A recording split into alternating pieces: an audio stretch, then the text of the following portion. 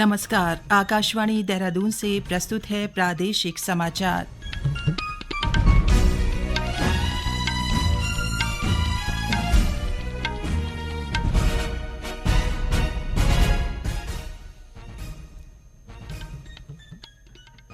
पहले मुख्य समाचार। अल्मोड़ा जिले के कूपी मोटर मार्ग पर एक बस के खाई में गिरने से 36 लोगों की मृत्यु, 15 घायल। मुख्यमंत्री पुष्कर सिंह धामी ने दुर्घटना पर दुख व्यक्त करते हुए मृतकों के परिजनों को 4-4 लाख रुपए और घायलों को 1-1 लाख रुपए की आर्थिक सहायता प्रदान करने के निर्देश दिए। हरिद्वार स्थित चंडी घाट पर आज भव्य गंगा उत्सव का आयोजन किया जा रहा है। तृतीय केदार तुंगनाथ मंदिर के कपाट शीतकाल के लिए बंद किए गए और उत्तरकाशी जिले में यमुनोत्री व गंगोत्री धाम के कपाट बंद होने के साथ ही 4 धाम यात्रा का वर्तमान सत्र सकुशल संपन्न हुआ।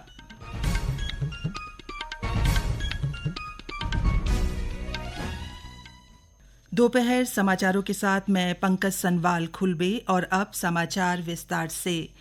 अल्मोड़ा जिले के कूपी मोटर मार्ग पर एक बस के खाई में गिरने से 36 लोगों की मृत्यु हो गई, जबकि 15 अन्य यात्रियों के घायल होने की खबर है।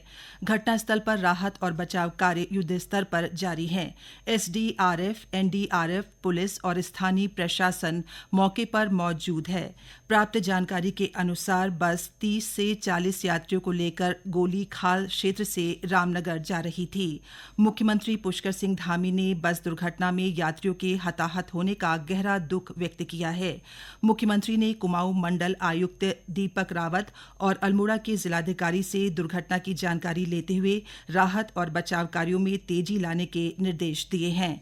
श्री धामी ने बताया कि घटनास्थल पर स्थानीय प्रशासन और एसडीआरएफ की टीमें घायलों को निकालकर उपचार के लिए निकटतम स्वास्थ्य केंद्र तक पहुंचाने के लिए तेजी से कार्य कर रही हैं। उन्होंने कहा कि जरूरत पड़ने पर गंभीर रूप से घायल यात्रियों को एयरलिफ्ट करने के भी निर्देश दिए गए हैं। अल्मोड़ा जनपद में बहुत ही दुखद घटना घटी है। एक गहरी खाई में बस गिर गई, जिससे अनेक लोगों को अपनी जान से हाथ धोना पड़ा है और कई घायल हुए हैं। उन सभी घायलों को तत्काल स्वास्थ्य सुविधाएं मिले, उपचार मिले, उसके लिए सभी एम्बुलेंस इत्यादि की व्यवस्था तत्काल वहां पर की जा रही है। सभी को भेजा गया है। सभी अफसरों को मौके पर जाने के निर्देश दिए हैं और इस पूरी घटना के लिए कुमाऊं कमिश्नर को मजिस्ट्रियल जांच के आदेश दिए हैं और संबंधित विभाग के लोगों को निलंबित करने के भी आदेश दिए हैं। जो भी इस घटना से संबंधित हैं, कहीं भी कोई लापरवाही होगी तो उसके खिलाफ सख्त कार्रवाई की जाएगी। अभी तो हमारी प्राथमिकता है इलाज मिले, जिससे कि उनका स्वास्थ्य जो है जल्दी ठीक हो और इसके लिए सभी अस्पतालों को भी निर्देशित कर दिया गया है। सभी अधिकारी मौके पर जा रहे हैं। हमारी चीफ सेक्रेटरी लगातार इसकी मॉनिटरिंग कर रही हैं। मुख्यमंत्री ने बस दुर्घटना के मृतक परिजनों को 4-4 लाख रुपए और घायलों को 1-1 लाख रुपए की आर्थिक सहायता देने के निर्देश दिए हैं। हरिद्वार के चंडी घाट स्थित नमामि गंगे घाट पर आज भव्य गंगा उत्सव का आयोजन किया जा रहा है।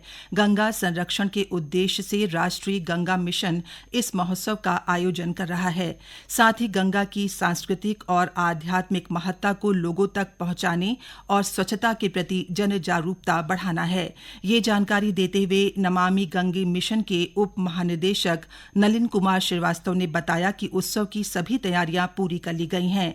आकाशवाणी से बातचीत में उन्होंने कहा कि पहली बार इस उत्सव का आयोजन गंगा के तट पर किया जा रहा है। इस बार हम लोगों ने डिसाइड किया कि गंगा उत्सव गंगा के घाट पे और गंगा के किनारे मनाया जाएगा। इस बार इस गंगा उत्सव में कई सारे इवेंट का समागम किया गया है। जैसे टेक्निकल सेशंस होंगे, जिसमें कि हम लोग reuse of treated water, river city alliance और इंटरनेशनल सेशन ये डिस्कस करेंगे। फिर उसके बाद हम लोग धर्मगुरुओं का एक गंगा मंथन के नाम से हम एक संवाद करेंगे। फिर यहाँ पे बहुत सारी कल्चरल और बच्चों के लिए एक्टिविटीज रहेंगी, जिससे कि बच्चों और जनता का इससे जुड़ाव हो सके।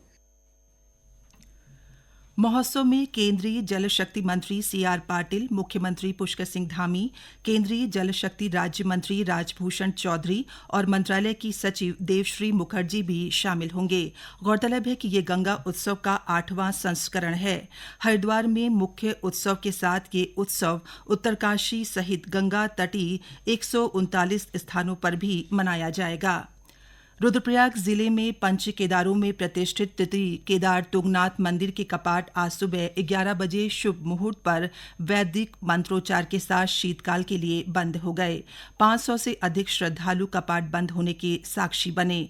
इस वर्ष 1,75,000 से अधिक श्रद्धालुओं ने तुंगनाथ की यात्रा की। कपाट बंद होने के बाद भगवान तुंगनाथ की उत्सव डोली ने स्थानीय वाद्य यंत्र, ढोल दमाऊ और बाबा तुंगनाथ के जय उद्घोष के साथ प्रथम पड़ाव चोपता के लिए प्रस्थान किया। ये समाचार आप आकाशवाणी के देहरादून केंद्र से सुन रहे हैं। उत्तरकाशी जिले में यमुनोत्री और गंगोत्री धाम के कपाट बंद होने के साथ ही चारधाम यात्रा का वर्तमान सत्र सकुशल संपन्न हो गया है। इस साल गत 10 मई 2024 को कपाट खुलने के बाद 177 दिनों की अवधि के बाद गंगोत्री के कपाट बंद हुए हैं और 178 दिनों के बाद यमुनोत्री धाम के कपाट शीतकाल के लिए बंद कर दिए गए हैं। इस वर्ष गंगोत्री और यमुनोत्री धाम में कुल 15,30,028 तीर्थ यात्रियों का पदार्पण हुआ और इन दोनों धामों में यात्रियों का दैनिक औसत 8,620 रहा है। गंगोत्री धाम में इस बार 8,15,273 तथा यमुनोत्री धाम में 7,14,755 श्रद्धालुओं का पदार्पण हुआ है। चारधाम यात्रा के सुचारू, सुरक्षित और सुव्यवस्थित संचालन के फलस्वरूप इस बार जिले में अवस्थित दोनों धामों में तीर्थ यात्रियों की संख्या में रिकॉर्ड वृद्धि दर्ज की गई है। शुरुआती दौर में भारी भीड़ उमड़ आने के कारण सामने आई चुनौतियों का सफलतापूर्वक समाधान करते हुए प्रशासन के द्वारा यात्रा का बेहतर प्रबंधन सुनिश्चित किया गया, जिसके चलते इस बार अधिक यात्रियों की आमद के साथ यात्रा सफलतापूर्वक संपन्न हो गई। मानसून काल में सड़कों को सुचारू बनाए रखने के लिए संवेदनशील जगहों पर बड़ी संख्या में मशीनों व अन्य संसाधनों की तैनाती करने के फलस्वरूप इस बार यात्रा बाधित नहीं हुई।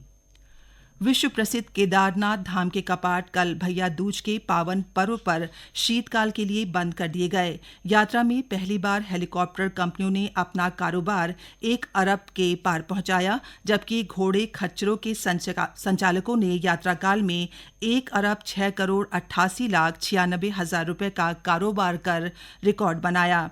इस वर्ष 16,52,076 श्रद्धालुओं ने केदारनाथ के दर्शन किए। इस बार पशुपालन विभाग ने यात्रा के लिए 8,200 घोड़े खच्चरों का पंजीकरण किया था और 9 मई से 2 नवंबर तक यात्रा काल में सोनप्रयाग और गौरीकुंड तक 3,34,030 तीर्थयात्री घोड़े खच्चरों पर केदारनाथ पहुंचे। वहीं केदारनाथ से गौरीकुंड और सोनप्रयाग तक घोड़े खच्चर से 1,45,594 तीर्थयात्री बाबा केदार के दर्शन कर लौटे। ऑस्ट्रेलिया के सिडनी में होने वाले 67वें राष्ट्रमंडलीय संसदीय सम्मेलन में राज्यसभा सांसद डॉ नरेश बंसल भारत का प्रतिनिधित्व करेंगे। वे सम्मेलन में भाग लेने के लिए सिडनी रवाना हो गए हैं।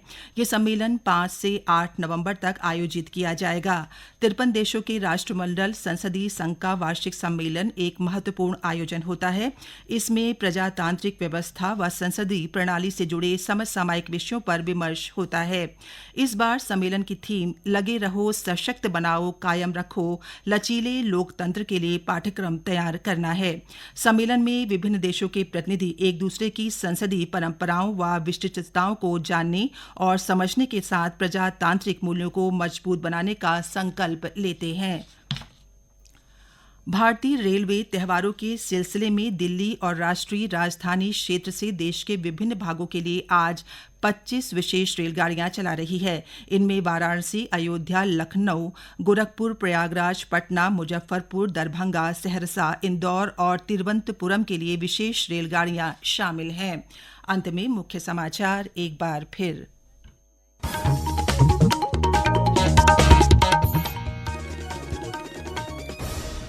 अल्मोड़ा जिले के कूपी मोटर मार्ग पर एक बस के खाई में गिरने से 36 लोगों की मृत्यु, 15 घायल।